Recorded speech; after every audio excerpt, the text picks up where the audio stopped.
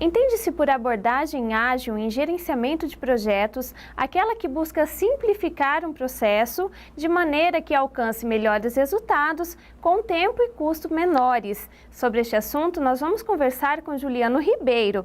O Juliano, ele ministra treinamentos e palestras sobre métodos ágeis e também tem uma empresa de desenvolvimento de softwares. Olá, Juliano. Olá. Para iniciar o nosso bate-papo, eu queria que você explicasse para a gente o que é o Scrum. Bom, o Scrum, ele é um framework ágil. Acho que para explicar isso eu teria que voltar um pouquinho no tempo, lembrar o que é um framework ágil, o que é ser ágil, né? Alguns anos atrás, em 2001, aconteceu um evento chamado OOPLSA, depois o pessoal pode buscar na internet, e esse evento juntou algumas das cabeças fantásticas que tem no mundo da informática. E esse pessoal estava cansado da maneira tradicional de programar e de não entregar valor. O tradicional, o que era? Você tinha um engenheiro determinando o que se fazer, você tinha um analista que não conversava com o engenheiro, você tinha daí o desenvolvimento de software que não conversava com nenhuma das outras duas partes, a não ser por documentos ou coisas assim. E você tinha daí as fases de teste que normalmente o pessoal pulava porque o projeto já estava atrasado. E vamos direto para o cliente.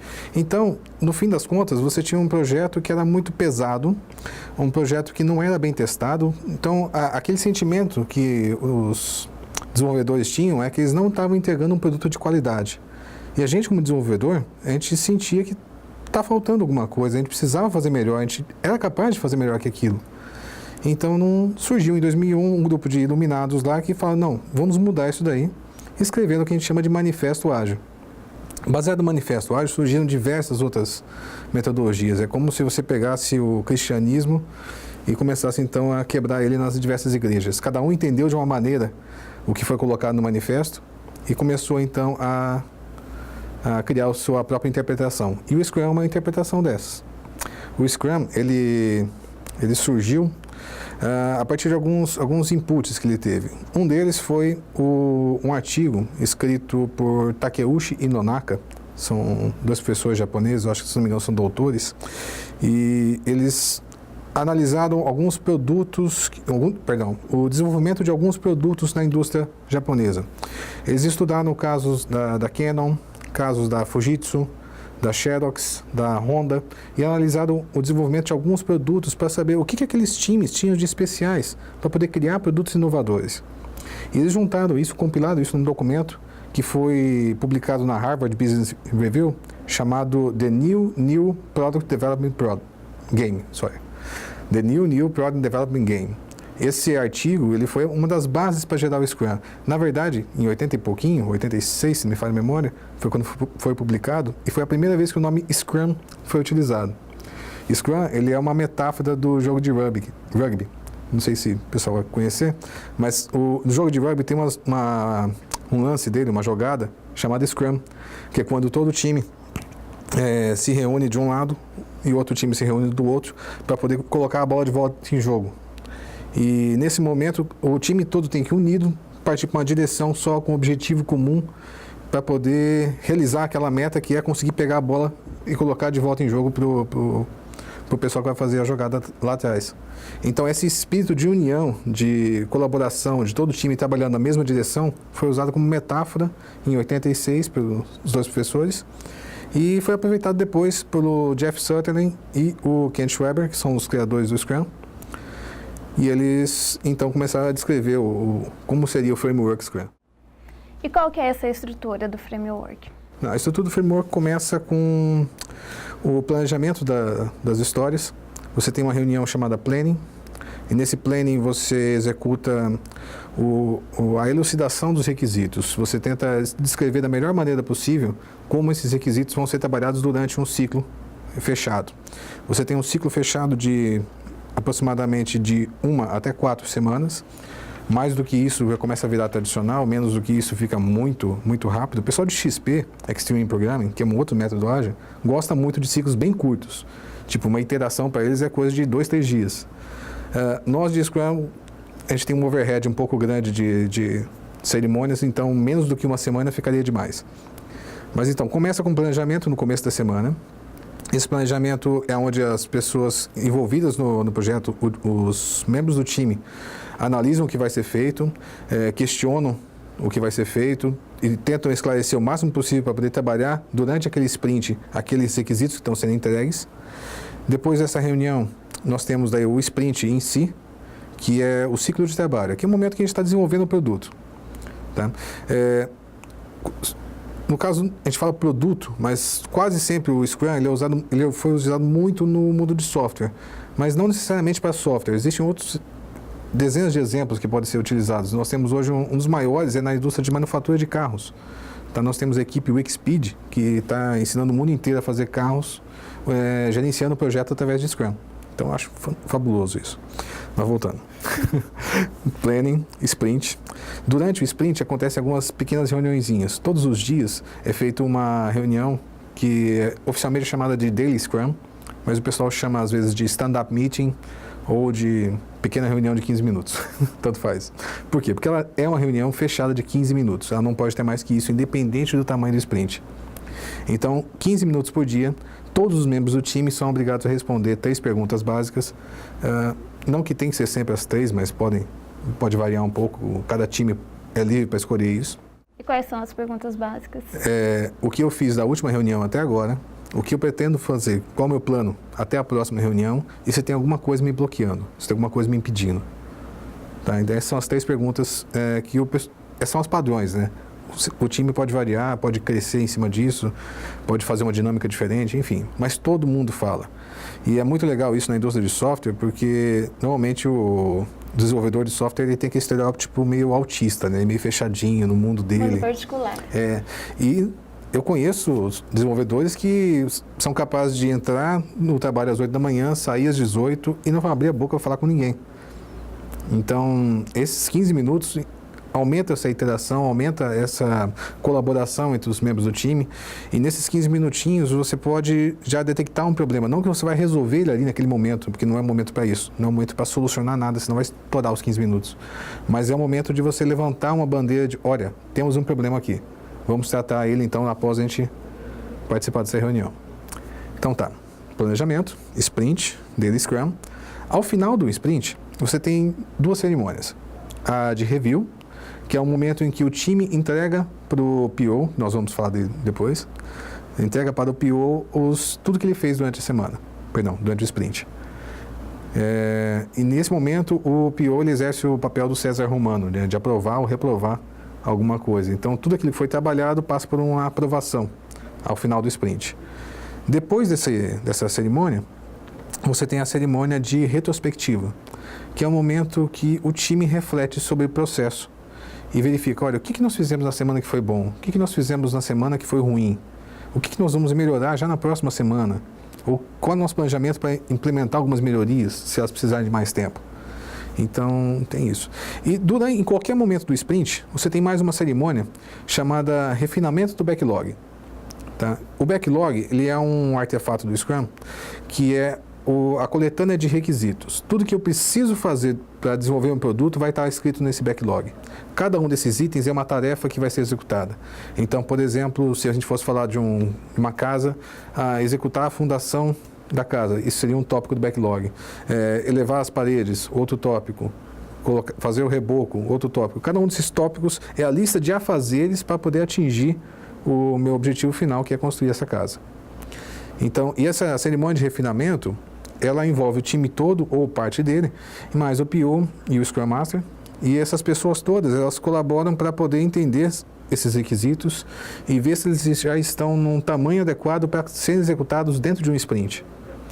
Dentro do Scrum, tudo é feito com time box. Tudo tem uma caixa de tempo bem limitada que você tem que respeitar para poder manter a disciplina da equipe, manter isso fluindo sempre.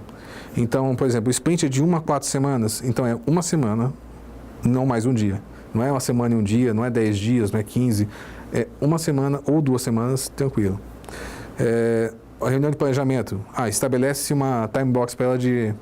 O pessoal costuma usar 2 horas a cada semana de sprint. Se estourar isso, encerra a reunião e faça uma nova reunião depois, em outro momento, trabalhe com o que já tem. Todas as reuniões, todas as cerimônias dentro do Scrum, eles são time-boxeadas. Tem que cumprir o tempo. Tem que cumprir um tempo para poder gerar a disciplina que a gente precisa para poder aprender sobre o processo. Juliano, você já fez pequenas menções, mas quais que são os papéis envolvidos mesmo no Scrum? Certo. O primeiro que o pessoal aprende é o Scrum Master. O Scrum Master, ele é um coach da equipe, ele é um treinador da equipe, ele zela para que o Scrum funcione corretamente. Tá? Essa é a principal função do Scrum Master. Normalmente ele passa por um processo de certificação, passa por algum treinamento oficial, esse tipo de coisa para poder conseguir ter o conhecimento adequado para poder guiar a equipe. Ele é o líder da equipe, mas não um gerente. Muita gente pensa às vezes no Scrum Master como sendo um gerente ágil, alguma coisa assim. Deus me livre, não nada a ver. Tá? O papel do gerente, na verdade, ele é esparramado sobre os papéis do Scrum. Então, o que seria um gerente de projeto, você tem parte da responsabilidade atribuída ao Scrum Master, que é a questão de liderar a equipe, é a questão de remover impedimentos, é a questão de dar poder para a sua equipe para poder tomar decisões que caibam a ela. Então, você não vai ficar esperando uma ordem vir de terceiros, não. Se a equipe pode decidir sobre isso, se ela tem autonomia, se as melhores cabeças para pensar sobre aquele problema estão dentro da equipe, não tem por que eu esperar a resposta de fora. Tem que pedir para a equipe resolver. Então, esse é um dos papéis mais importantes que o Scrum Master realiza, que é manter o Scrum rodando, bem lubrificado, funcionando, e fazer com que a equipe se transforme num time de alta capacidade. O segundo papel, que na minha opinião é um dos mais importantes para o produto, é o Product Owner, ou PO, como a gente costuma falar, que Product Owner é meio longo, né? Então, PO acho que está de bom tamanho. O PO, ele cuida do negócio, ele cuida do produto em nível de negócio. Então, é ele que vai determinar o que vai ser feito. O que nós vamos fazer? Olha, nós vamos construir uma casa, ótimo. Como é que é essa casa? Quem vai determinar esses detalhes da casa é o PO. Por quê? Porque ele é o proxy do cliente dentro do processo. Então, é ele que vai estar conversando com todos os envolvidos, com os stakeholders, com os patrocinadores, ou com quem mais precisar, para poder obter as informações e criar essa lista de itens a serem feitos que a gente chama de backlog. Então, é fundamental você ter uma pessoa dessa muito bem antenada, muito bem conectada ao seu cliente, para que ela consiga fazer essa ponte entre cliente e os... Obter todas as informações necessárias. Ela vai ser a ponte entre o cliente e o time de desenvolvimento. Tá? Não que o time de desenvolvimento não possa fazer esse questionamento, mas nem sempre isso é possível, principalmente no mundo real. Ou então num mundo um pouco mais distribuído, por exemplo, no caso de um ERP. O ERP é um software que é utilizado, sei lá, por 200 clientes ao mesmo tempo. Você acha que seria impossível para um membro do time ir lá e conversar diretamente com o cliente, ou pelo menos com alguns deles. Então é muito complicado. Ou então às vezes tem barreiras de idioma, de geográficas aí, e por aí vai. Então eu falei do Scrum Master, do Product Owner, e faltou a grande vedete da história, que é os membros do time, tá? Que são quem realmente executa o produto. Nós costumamos chamá-los de desenvolvedores, tá? Mesmo se são programadores, nós chamamos de desenvolvedores. Por quê? São pessoas que desenvolvem soluções. Eu gosto de definir que programador, ele é uma pessoa que codifica a vontade alheia. Então, alguém determinou como aquilo vai ser codificado e a pessoa simplesmente foi lá, não, beleza, você quer isso aqui? É isso aqui que eu vou te entregar. O desenvolvedor, não. Ele ouve um problema, ele escuta sobre um problema e agora ele fala, opa, eu vou desenvolver uma solução para isso aqui. Ele acrescenta. Ele acrescenta, ele pensa na melhor maneira, ele pensa na maneira mais eficaz, sabe? Ele debate o problema, ele não vai simplesmente fechar os olhos para aquele problema e tentar simplesmente fazer como foi mandado. Ele vai pensar naquela solução, ele vai pensar na melhor solução possível. Então, o desenvolvedor ágil ele tem muitas habilidades envolvidas dentro dele. Ele entende sobre testes, ele entende sobre TDD, ele entende sobre XP, ele adora fazer pair programming. Então, existem diversas habilidades que um desenvolvedor ágil costuma ter. Alguns já nascem com elas, outros desenvolvem com o tempo, mas no fim das contas todo mundo fica meio parecido ali. Nós podemos dizer então que o Scrum, ele é um processo ou ele é muito mais que um processo? É muito mais. Eu acho que ele fomenta muito a cultura ágil. Tá? Se você pegar as bases do Scrum, se você falar, por exemplo, pensar lá naquele artigo do Takeuchi Nonaka, de 86, você vai ver que lá dentro você tem equipes que são multifuncionais, você tem equipes que colaboram entre elas. Então, no desenvolvimento do mesmo produto, às vezes você não tem uma única equipe, que seria o mundo ideal, né? No mundo ideal, você tem uma equipe desenvolvendo um único produto. Mas no mundo corporativo, você tem o quê? Você tem a equipe de UX, você tem a equipe de design, você tem a equipe de desenvolvimento. E todas essas equipes têm que colaborar, elas têm que se entrelaçar de maneira ágil. Então, essa cultura de colaboração, eu acho que é a principal parte. E outro input importante que o Scrum tem é a questão do manifesto ágil. Então, se você pensar um pouco no manifesto ágil, você vai ver, poxa, a gente não está falando de um processo. Tanto que o Scrum, o Kent Schwaber definiu ele como não sendo um método ágil. Ele chama de framework ágil. Por quê? Porque ele é uma estrutura, ele é um esqueleto da coisa. Você vai preencher os espaços vazios com a cultura da sua organização. Então, se você pegar todo esse universo e falar, olha, nós estamos trabalhando de maneira melhor, nós estamos trabalhando de maneira mais gostosa, nós estamos vendo o cliente ficar satisfeito com o nosso produto e recebendo esse produto de maneira mais valorosa, eu acho que ele é muito mais do que um processo. Se você focar no processo, você não está fazendo Scrum. Você está fazendo qualquer coisa, menos um Scrum que vá se sustentar. Se a gente pegar só o processo, com o tempo, ele morre.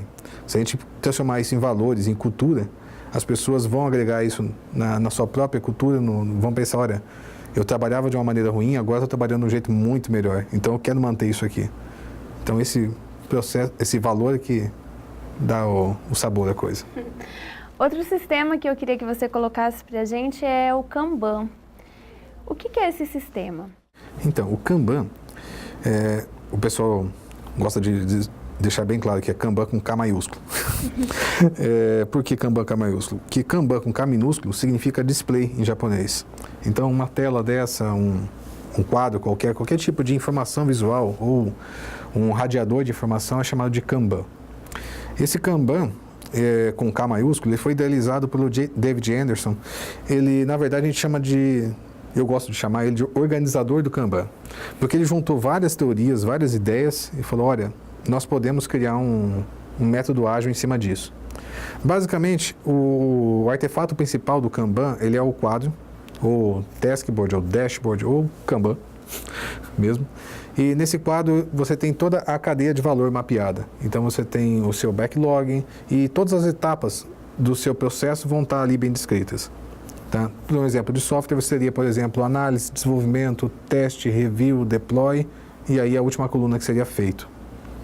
Tá? Então, esse é o principal artefato. E tudo que acontece sobre o Kanban, todas as medições, todas as análises que são feitas, são baseadas na informação que vem desse quadro. E como que essa metodologia ela pode ser aplicada, estar ligada ao gerenciamento de um projeto, por exemplo, em uma empresa de software? Como ele mapeia toda a cadeia de valor do processo, então, vamos pensar, esse quadro que eu descrevi para você, ele é, por exemplo, só da equipe de desenvolvimento. Normalmente, você tem mais pessoas envolvidas. Você tem a parte comercial, você tem a parte de levantamento de requisitos, você tem diversas outras áreas que colaboram para que o software seja executado, mas que às vezes a gente não mapeia num quadro. O pessoal de Scrum costuma fazer isso, eles costumam fazer o quadro da equipe fechada. Já o quadro Kanban, não, ele mapeia tudo. Desde olha, coletamos os requisitos, vamos fazer a análise dos requisitos, passamos a proposta para o cliente, proposta recebida, validada, e agora sim começa o desenvolvimento. Mas tudo isso está num quadro só. Então, como você tem todo esse andamento ali, fica fácil você monitorar como é que está a saúde do seu projeto. Se ele está indo bem, se ele está indo no prazo, se todos os itens que eu estava pensando em entregar estão dentro do prazo que eu especifiquei. Existem algumas métricas que a gente controla, que é o lead time, o cycle time, e a partir delas você também consegue verificar se está tudo ok ou não. Tá? Então, eu posso dizer que o gerenciamento do projeto com o Kanban, ele está muito mais focado na execução do projeto do que no gerenciamento em si. Tá? Outros profissionais vão ser necessários ainda. Às vezes você até precisa de um gerente de projeto mesmo. Alguém que vai cuidar do custo, alguém que vai cuidar do gerenciamento de riscos, que são algumas áreas que o Scrum nem Kanban cobre. Então, às vezes, um gerente de projeto, para estar executando essa parte chata, vai ser necessário. Sim, porque o mundo real tem muito mais coisas do que simplesmente desenvolver o produto. Você tem um monte de outras coisas acontecendo. Então é importante você ter profissionais que sejam capazes de lidar com essas coisas. Muito obrigada, Juliana. Eu agradeço.